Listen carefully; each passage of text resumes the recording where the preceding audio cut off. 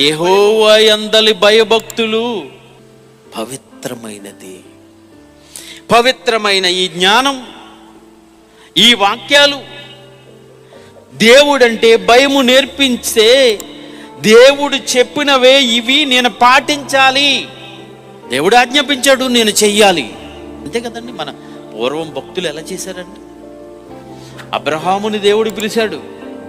అబ్రహామా అన్నాడు, చిత్తం ప్రభువా చెప్పండి, ఇదిగో నేను చూపించే దేశానికి నువ్వు వెళ్ళిపోవాలి. ఆరు మాట మాట్లాడలేదండి.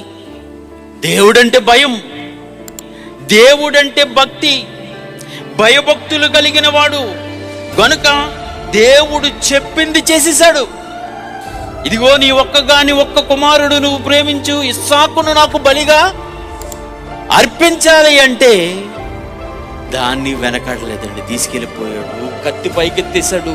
ఆయన చెయ్యమన్నట్టుగా బిడ్డను నరికేయటానికి కత్తి పైకెత్తాడు. అప్పుడు అబ్రహాము ఆగు,